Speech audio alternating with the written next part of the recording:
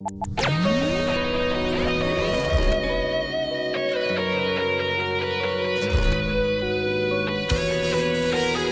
what is up guys, it's Zero here, and I'm bringing you something a little bit different. This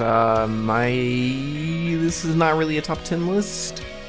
It is rather a top 5 list of MMOs that I'm most excited for.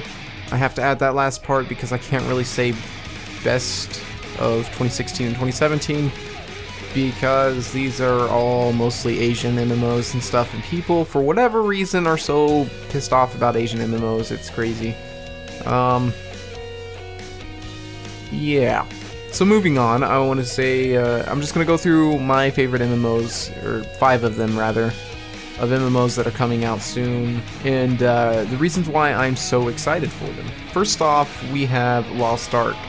Lost Ark has captured my attention from the beginning, and I think what really got me really impressed with it was the graphics, and it was right around the time I found out about it. I was playing Diablo 3, and I wanted that feeling in an MMO. That would be Lost Ark. I'm not really sure how the multiplayer is going to work in Lost Ark, because I haven't got on and played, so I don't know. Your guess is as good as mine.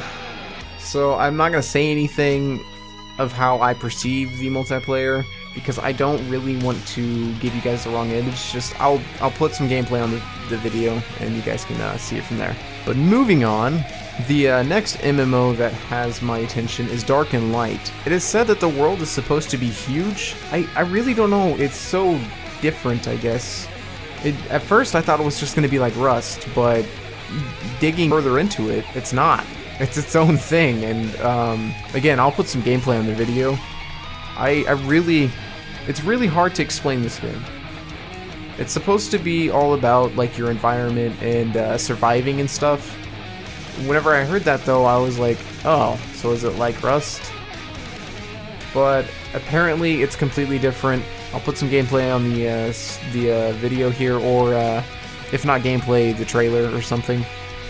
So yeah, moving on to the next MMO that has my attention is Twilight Spirits. Now, what really captured me with this game is, well, not only is it beautiful, but the fucking combat.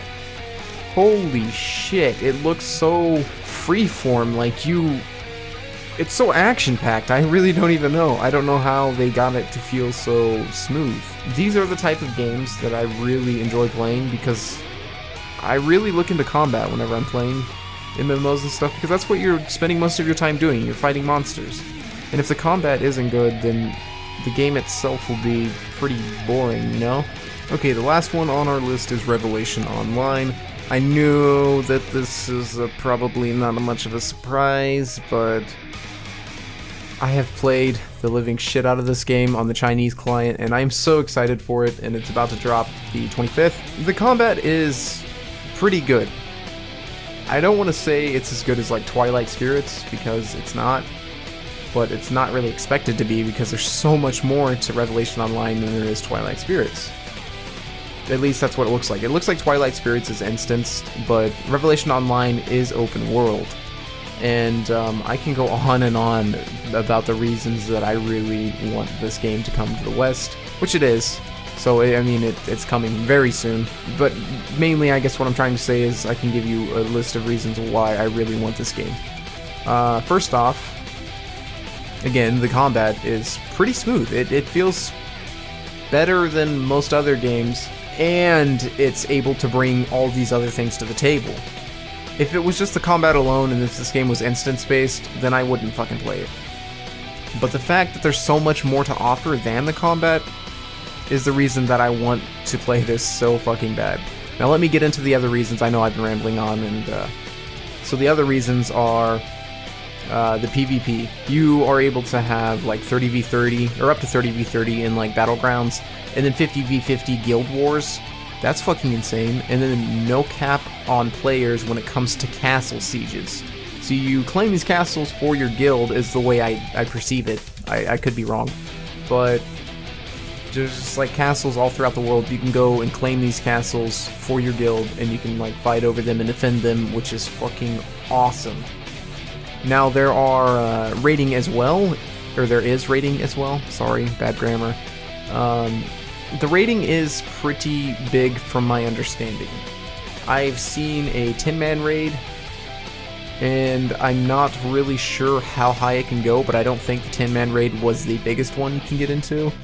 So, again, I don't know too much about the raiding.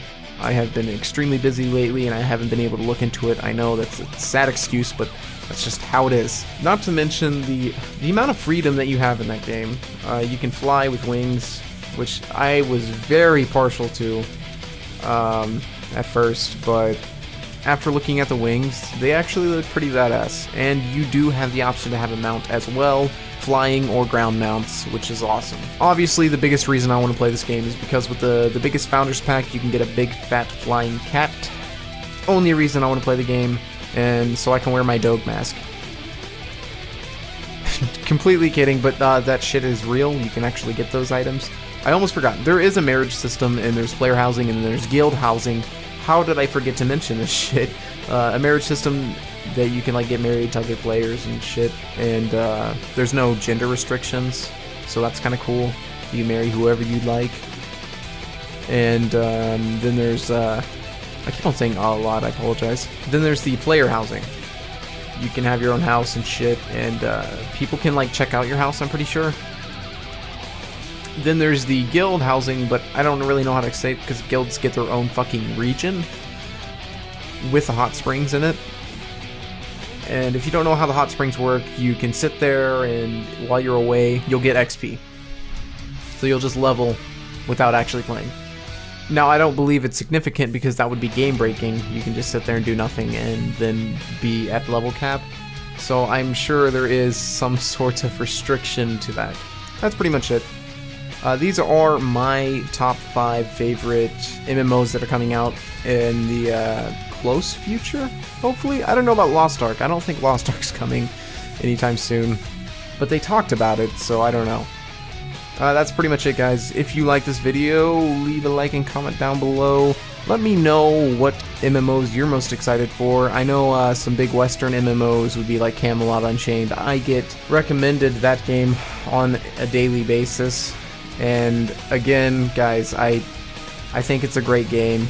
It's cool and everything, the concept, but I just can't get around to playing it.